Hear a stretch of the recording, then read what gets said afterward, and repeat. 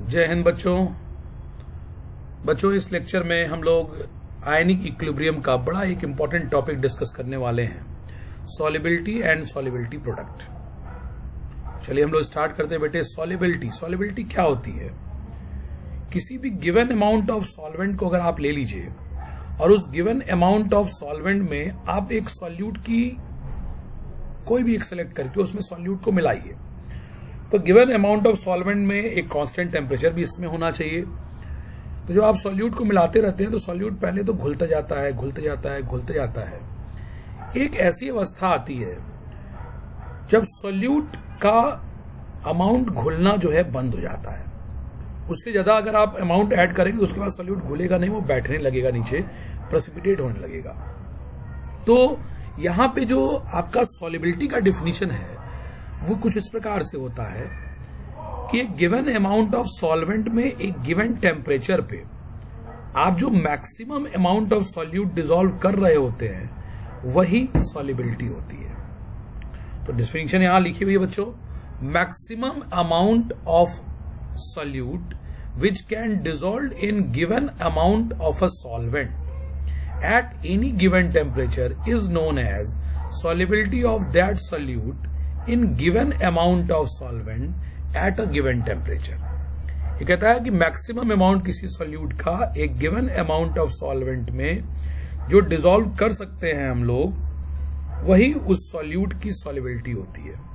अब इसमें सॉल्यूट का नेचर बताना चाहिए, कौन सा सॉल्यूट आप ले रहे हैं, सॉल्वेंट कौन सा लिए हैं और कितने टेम्परेचर पे ये आप कर रहे हैं, कि ये तीनों चीजें सॉल्युबिलिटी को अफेक्ट करती हैं। सॉल्यूट का नेचर कौन सा है, कौन सा सॉल्यूट आपने लिया है, फिर सॉल्वेंट कौन सा है और टेम्परेचर कितना है। तो तीन चीजों को डिफाइन करना पड़ता है। फिर से मैं यहाँ पे आपको दिखा रहा हूं, maximum amount of solute which can dissolve in given amount of a solvent at any given temperature is known as solubility of that solute in given amount of solvent at a given temperature. अब जब solubility आती है बच्चों, तो जो solute घुला होता है और जो अनडिसॉल्व सॉल्यूट होता है, दोनों उसके अंदर रहते हैं। तो अनडिसॉल्व सॉल्यूट और डिसॉल्व सॉल्यूट में एक इक्विलिब्रियम आता है। हमेशा याद रखिए, सॉल्युबिलिटी आप उसी समय डिफाइन करते हैं, मैक्सिमम अमाउंट तभी डिसॉल्व होता है, हम लोग मैक्सिमम अमाउंट डिसॉल्व तभी प्राप्त करते हैं जब अनडिसॉल्व सॉल्यूट और डिसॉल्व सॉल्यूट में एक इक्विलिब्रियम एग्जिस्ट करता है। सॉल्युबिलिटी एक फिक्स स्टेट है, that is the state of equilibrium. जब तक इक्विलिब्रियम नहीं आएगा अनडिसॉल्व सॉल्यूट और डिसॉल्व सॉल्यूट में, तब तक सॉल्युबिलिटी डिफाइन नहीं किया जा सकता। तो सॉल्युबिलिटी के लिए ध्यान रखिएगा, सॉल्युबिलिटी हमेशा इक्विलिब्रियम स्टेट पे आता है, और इक्विलिब्रियम किसके बीच में, अनडिसॉल्व सॉल्यूट और डिसॉल्व सॉल्यूट के बीच में। तो सॉल्युबिलिटी की डिफिनीशन क्या है? सॉल्युबिलिटी को डिफाइन करने के लिए, मतलब मैक्सिमम अमाउंट ऑफ सॉल्यूट को डिफाइन करने के लिए हम लोग को इक्विलिब्रियम बिटवीन अनडिसॉल्व सॉल्यूट और डिसॉल्व सॉल्यूट का इंतजार करना होता है। जब इक्विलिब्रियम आ जाता है अनडिसॉल्व सॉल्यूट और डिसॉल्व सॉल्यूट में, उसी स्टेट पे हम लोग सॉल्युबिलिटी डिफाइन कर रहे होते हैं, जिस डिफिनीशन को हमने आपको बताया। अब अगर मैं कहता हूं कि AXBY, चलिए हम लोग देखते हैं। AXBY एक आयनिक कंपाउंड है जिसको हम लोग एज ए सॉल्यूट यूज अगर कर रहे हैं। तो AXBY पानी में जाके जब टूटता है बच्चों, तो AXBY जब पानी में जाके टूट रहा है तो X ऑफ AY प्लस बना रहा है और Y ऑफ BX माइनस बना रहा है। ये किसी भी आयनिक कंपाउंड का डिसोसिएशन का एक फॉर्मेट है। X mole of AY plus, एक मोल AXBY, एक XBY के पीछे कुछ नहीं लिखा तो इसका 1 मोल मानेंगे। 1 मोल AXBY जब पानी में जाके घुलेगा तो AY प्लस एक आयन बनाएगा जिसका X मोल प्रोड्यूस होगा, और दूसरा आयन एनायन BX माइनस बनाएगा जिसका Y मोल प्रोड्यूस होगा। तो हम लोग कैसे इसको पढ़ सकते हैं? ये 1 मोल AXBY when dissolved in water produces X mole of AY plus ion and Y mole of BX minus ion, and this is aqueous form, मतलब dissolved form।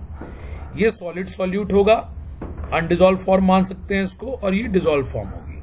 आयनिक कंपाउंड का डिसॉल्व फॉर्म हमेशा उसका फ्री आयनिक स्टेट होता है, present in solvent और we can say water. At state of solubility AXBY is in equilibrium with ions AY plus and BX minus. ये undissolved solute AXBY equilibrium में रहेगा किसके किसके साथ, तो उसके द्वारा produce dissolve form of ion that is AY plus and BX minus. तो ये हो गया सॉल्युबिलिटी का एक आयनिक कंपाउंड के लिए एक हमारे पास एक इक्वेशन। अब अगर हम लोग आगे बढ़ते हैं बच्चों, तो यहाँ पे हमने बात की है फैक्टर्स अफेक्टिंग सॉल्युबिलिटी। वो कौन कौन से फैक्टर्स हैं जो सॉल्युबिलिटी को अफेक्ट करते हैं। तो सॉल्युबिलिटी को अफेक्ट करने वाले फैक्टर जो हैं, सबसे पहला nature of solute and solvent. Nature of solute and solvent का मतलब क्या है, अगर सॉल्वेंट और सॉल्यूट जैसे एक कॉन्सेप्ट होता है लाइक डिसॉल्व लाइक, जो जैसा है वैसे में घुलेगा। जिस प्रकार के आप होते हैं आपके दोस्त भी उसी प्रकार के बनते हैं। अगर आप शरारती नेचर के हैं तो आपकी दोस्ती भी शरारती लोगों से होती है। आप शांत प्रवृत्ति के हैं तो आपकी दोस्ती भी ज्यादातर शांत प्रवृत्ति के लोगों से होती है। तो लाइक डिसॉल्व लाइक, जैसा है वैसे को अपने में घोलेगा या जैसा है वैसे में घुलेगा। तो उसके अकॉर्डिंग पोलर सॉल्वेंट जो है वो अपने अंदर, पोलर मतलब जिसमें पॉजिटिव निगेटिव का चार्ज सेपरेशन हो, तो पोलर सॉल्वेंट अपने अंदर अच्छे से डिसॉल्व करता है पोलर सॉल्यूट को जिसमें पॉजिटिव निगेटिव चार्ज मिले, या आयनिक सॉल्यूट को। पोलर सॉल्वेंट जैसे वाटर अपने अंदर डिसॉल्व करेगा पोलर सॉल्यूट, जैसे HCl को डिसॉल्व करेगा, HI को डिसॉल्व करेगा, HBr को डिसॉल्व करेगा, या आयनिक सॉल्यूट NaCl को खूब बढ़िया से डिसॉल्व करेगा, KCl को खूब बढ़िया से डिसॉल्व करेगा, so on. Non polar solvent जिसमें पोलैरिटी नहीं होती, जैसे बेंजीन होता है, वो बढ़िया से डिसॉल्व करेगा अपने अंदर नॉन पोलर सॉल्यूट को। वो सारे नॉन पोलर सॉल्यूट वो सारे नॉन पोलर कंपाउंड जो सॉल्यूट के रूप में यूज हो रहे हैं वो बेहतर डिसॉल्व होंगे नॉन पोलर सॉल्वेंट में। जैसे यहाँ पे एक एग्जांपल लिखा, water as a polar solvent will better dissolve NaCl जो कि आयनिक सॉल्यूट होता है as compare to than benzene और CCl4। बेंजीन और CCl4 नॉन पोलर कंपाउंड होते हैं। तो पानी पोलर सॉल्वेंट के रूप में आयनिक कंपाउंड NaCl को अच्छे से डिसॉल्व करेगा, पोलर कंपाउंड HCl को अच्छे से डिसॉल्व करेगा, लेकिन नॉन पोलर बेंजीन और CCl4 को अपने अंदर अच्छे से डिसॉल्व नहीं करेगा। उसके बाद अगला फैक्टर है टेम्परेचर। टेम्परेचर के लिए ये तो ली चैटलियर प्रिंसिपल में एक्सप्लेनेबल होता है, तो ये अपनी दिमाग में आप याद रखिए कि इंडोथर्मिक डिसोल्यूशन है। इंडोथर्मिक डिसोल्यूशन का मतलब क्या होता है, आपने सॉल्यूट को सॉल्वेंट में मिलाया तो हीट एब्जॉर्ब हुई। सॉल्यूट को सॉल्वेंट में मिलाने के बाद जब सोल्यूशन बने तो हीट एब्जॉर्ब होकर अगर ये प्रोसेस हो रहा है तो इंडोथर्मिक डिसोल्यूशन होता है। और सॉल्यूट को सॉल्वेंट में मिला के जब सोल्यूशन बन रहा है तो हीट इवॉल्व हो रहा है, तो ऐसा प्रोसेस एक्सोथर्मिक होता है बच्चों। इंडोथर्मिक डिसोल्यूशन में सॉल्युबिलिटी कैसे प्रभावित होती है, टेम्परेचर बढ़ाइएगा तो सॉल्युबिलिटी बढ़ेगी। एक्सोथर्मिक डिसोल्यूशन में जब आप टेम्परेचर बढ़ाइएगा तो सॉल्युबिलिटी जो है वो घटेगी। ये एक आप इसको ली चैटलियर प्रिंसिपल से अटैच करके भी समझ सकते हैं, और अदरवाइज इस पॉइंट को हमारे दिमाग में याद कर लिया जाए तो ये भी हमारे लिए ठीक होगा। इसके बाद ये दो फैक्टर हैं जो सॉल्युबिलिटी को प्रभावित करते हैं बेटे, nature of solute and solvent and temperature. इसके बाद हमारा अगला है topic solubility product. Solubility product क्या है, तो एक प्रकार का इक्विलिब्रियम कांस्टेंट कंटेनिंग एक फैक्टर होता है, या एक कह सकते हैं ये एक कांस्टेंट होता है। इसमें देखिए क्या लिया जा रहा है, एक सॉल्ट अगर AXBY लिया गया सॉल्यूट और S मोल पर लीटर इसकी सॉल्युबिलिटी है। सॉल्ट की सॉल्युबिलिटी बताया S मोल पर लीटर, S मोल पर लीटर, कैपिटल S मोल पर लीटर हमारे सॉल्ट AXBY की सॉल्युबिलिटी है। इसका मतलब AXBY का मैक्सिमम कैपिटल S मोल 1 लीटर सॉल्यूशन में हम लोग डिसॉल्व कर सकते हैं। तो अगर मैंने लिया AXBY सॉलिड के रूप में, H2O में जाके ये XAY प्लस और Y mole of BX minus बनाता है, तो हमने कहा इनिशियल कंसंट्रेशन या इसका S मोल पर लीटर डिसॉल्व हुआ। डिसॉल्व होने के बाद ये पूरा आयनिक साइड में चला आएगा। तो इसके स्टोइकियोमेट्री को अगर आप देखें तो 1 मोल AXBY X मोल AY प्लस बनाता है, Y मोल BX माइनस बनाता है। फिर से देखें 1 मोल AXBY X मोल AY प्लस बनाता है और Y मोल BX माइनस बनाता है। तो अगर आप रखें जितना भी AXBY घुलेगा उसका X टाइम AY प्लस बनेगा और Y टाइम BX माइनस बनेगा। तो अगर आपने कहा इनिशियल कंसंट्रेशन या सॉल्युबिलिटी इन मोल पर लीटर कैपिटल S मोल पर लीटर है, तो ये खत्म हो जाएगा पूरा डिसॉल्व होते समय, और AY प्लस का X ऑफ S मोल बन जाएगा और BX माइनस का Y ऑफ S मोल बन जाएगा। क्योंकि मैंने बोला जितना AXBY जाएगा डिसॉल्व होगा उसका X टाइम AY+ बनेगा और Y टाइम BX- बनेगा। तो अगर S मोल पर लीटर सॉल्युबिलिटी है, मतलब अगर ये S मोल प्रति लीटर सॉल्यूशन में डिसॉल्व हो गया तो XS ऑफ AY+ बनाएगा और YS ऑफ BX- बनाएगा। इक्विलिब्रियम स्टेट पे अगर इसका हम लोग इक्विलिब्रियम कांस्टेंट लिखें तो प्रोडक्ट में AY+ का raise to the power X, BX- raise to the power Y divide by AX/BY जो बचा होगा सॉलिड स्टेट में। तो AX/BY जो कि सॉलिड स्टेट में अनडिसॉल्व सॉल्यूट थोड़ा बहुत बचा होगा, न के बराबर ही कह सकते हैं लेकिन थोड़ा बचा होता है, तो AX/BY सॉलिड है तो ये कांस्टेंट ले लेंगे।